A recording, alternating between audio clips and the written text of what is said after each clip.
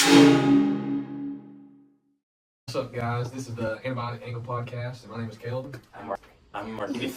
I'm Tiffany. I'm Riley. I'm Victoria. And today we're going to go over antibiotics. Antibiotics, they're used to treat infections. It's medication used to treat infections, and it's caused by bacteria. They either kill it or they stop their growth. When they kill it, it's considered bactericidal. If they stop the growth, then it's bacteriostatic.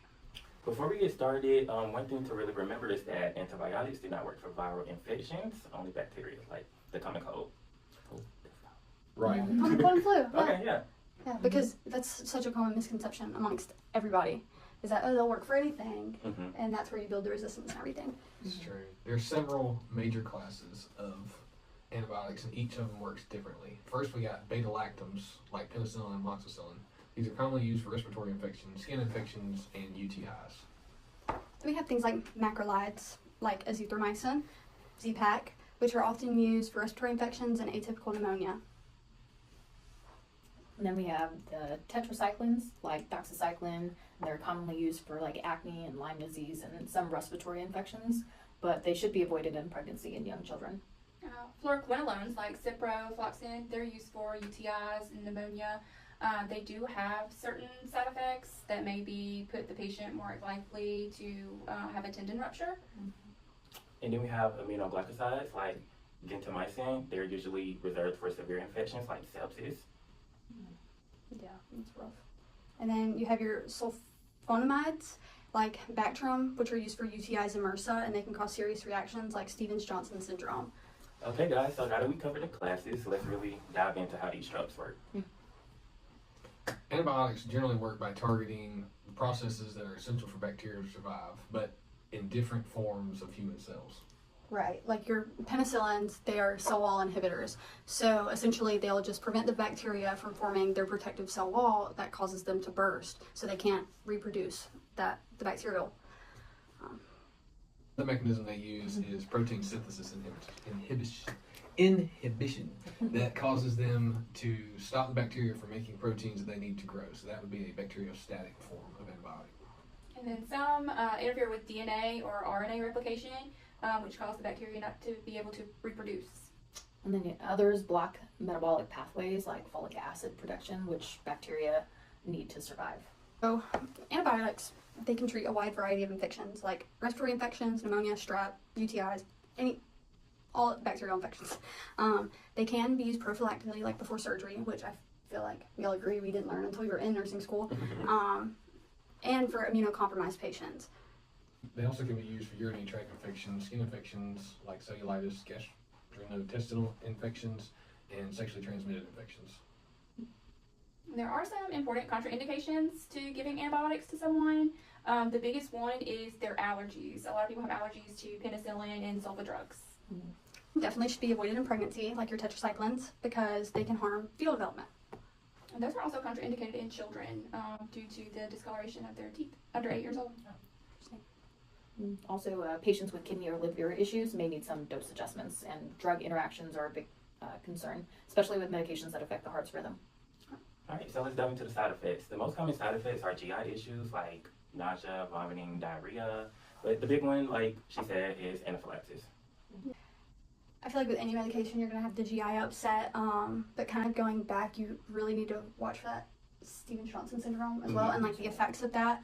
But you can also have your secondary infections, like your yeast infections, oral thrush, because the antibiotics disrupt the normal body flora, whether it be in the mouth, the stomach, whatever. And you also got to watch for organ toxicity. Things like tetracyclines can also cause photosensitivity. Let's talk about some nursing implications here. Well, nurses play a huge role in safe antibiotic administration. So before giving antibiotics, they should always check for allergies and obtain cultures when possible. And I feel like, especially in the older generation, we want to check for those allergies and resistance, really. But you also need to assess like their kidney and liver function, because as with any medication, if you get too much or you get too little or your body can't excrete it like it's supposed to, you can really run into some serious issues. And then monitoring for improvement in their symptoms, make sure they're getting better, not worse. Like reduced fever, watching for adverse effects or signs of a superinfection. And then administration. So I think you were saying earlier, you want to make sure it's given a certain time every day. Exactly as Certain prescribed. time for the full course, you know, to reach that therapeutic effect, of course. And exactly as it's prescribed. You can't just take all of them at once for that day. You got to take them as the pill. Sounds like overdose. Yeah, that's right. You want to teach your patients, of course. So even when they start feeling better, continue the antibiotic. Finish the That's the medication. big one. Yes. That's like the number one thing that people do not listen to. You have They to stop it when they feel better, Mhm. and then end up needing it all over again. Yep. Right. Avoid. Build that resistance. Take it with or without food, whatever it tells you. Don't drink alcohol. Don't drink alcohol. I know some antibiotics can actually like mess up the effects of a contraceptive too, of oral contraceptive or something. So you need to instruct your female clients that Second form. second form. Yes. So They should also report any severe symptoms like diarrhea, rash, difficulty breathing right away, not 2 weeks after it happens. Right. and then you just want to make sure they don't share those medications with anybody or use them for a viral illness. Yeah. The antibiotics, the part of why it's so important to take them as prescribed and make sure you're using the right antibiotic for what the patient has is so we don't cause antibiotic resistance. Yeah. In the past we didn't know that and now we do, so it's very important to make sure you're taking the right antibiotic at the right time with the right infection and exactly as prescribed. Yep. And that's why I'm pretty sure how MRSA came about too. And people would just dump them down the drain. They would give them for the flu because nobody really knew. And that's why like older adults especially have the allergy or the resistance to it. And that's why they have to be on the stronger things that may cause the more harmful effects. Yeah. Let's listen. And do y'all have a real world example of a case about antibiotics? I do. It's about an adult patient who developed severe pneumonia that was caused by the Pseudomonas aeruginosa. And basically, this patient, she quickly deteriorated. She developed respiratory distress, septic shock, and she went into multiple organ failure.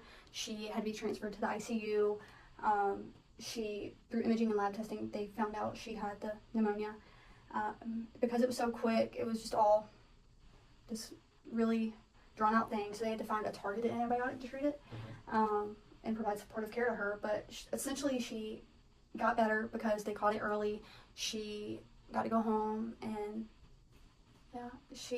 it really went to prove how serious these things can become so quickly. Yep, and again, the importance of making sure it's finding out what the infection is and getting it targeted on that so that way you're killing that bacteria specifically as fast as possible. Wow. Well, to wrap things up, the antibiotics are essential for treating bacterial infections, but they must be used responsibly. We want to make sure that we monitor for the certain side effects, like the Stevens-Johnson syndrome. We want to educate our patients to take them for the full course and preventing resistance. All right. Thanks for listening to the antibiotic angle. We'll see you next time. Toodles.